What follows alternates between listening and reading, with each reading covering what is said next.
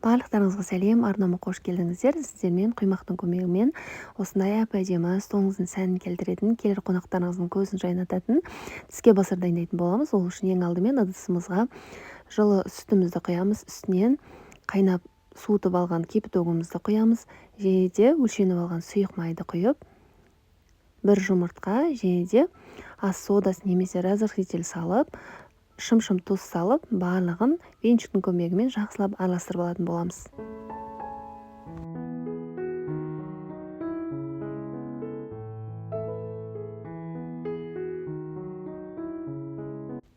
Үстінен өлшеніп алған ұнымызды салып, бір келкі масса болғанға дейін жақсылап араластырып, сұйық массаға келтіріп аламыз. Бірден ұнды қосып жіберместен, аз-аздан қосып, шамалап қарап отырсаңыздар да болады. Мінекей осылай сұйық массаға келтіріп алғаннан кейін, қыздырып алған табамызды үстіне бір шөміштен осылай құйып, блиниларымызды пісіріп алатын боламыз. Міндетті түрде әр блиниді құюдан алдын табамызды қыздырып алыңыздар. Сол кезде қызарып, бір тегіс әдемі болып шығатын болады.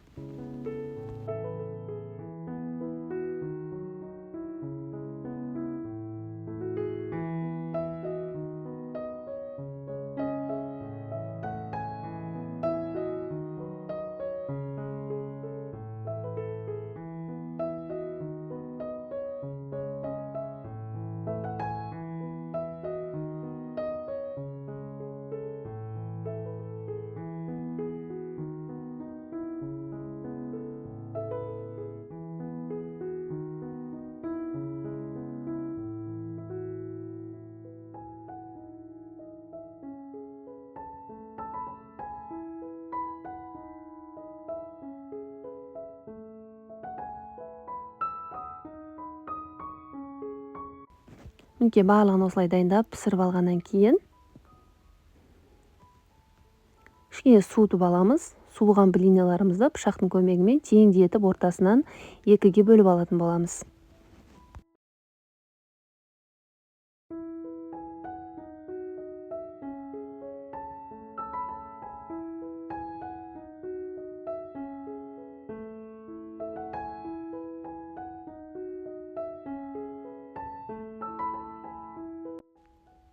Бөлініп алған блиниларымыздың ортасына осылай творог немесе творожный сыр салып орап шығатын боламыз. Мен мұнда творогты блендердің көмегімен езіп, осылай іштеріне салып орап шықтым. Сіздер де осылай жасасаңыздар болады. Дәл видеодағыдай етіп, тығыз орап шығасыздар.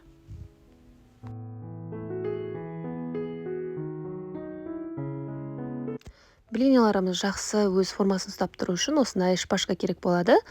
Кез келген дүкеннен немесе базарлардан таба аласыздар. Дәл осындай түрі болуы шарт емес. Қалаған кез келген шпажкаларды пайдалансаңыздар болады.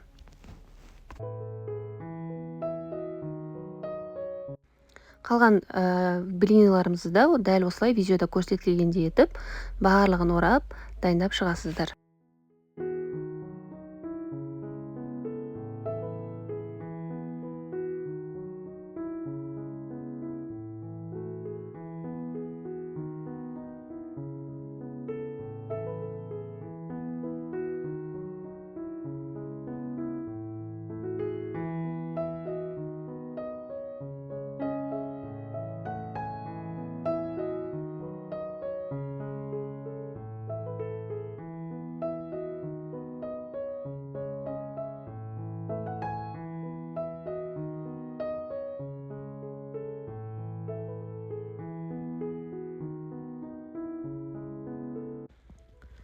Барлығын осылай дайындап алғандарыңыздан кейін үстін мен осылай қызыл экранның көмегімен әрлейтін боламын.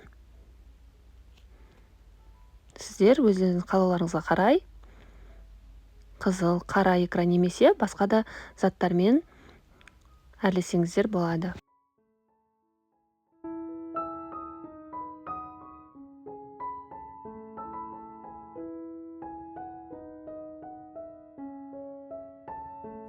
Менде творог аздап артылып қалғасын үстіне осылай салып шықтым. Сіздер де осылай творогты салсаңыздар болады, және де үстінен кез келген зелень түрімен осылай әрлеп шығасыздар.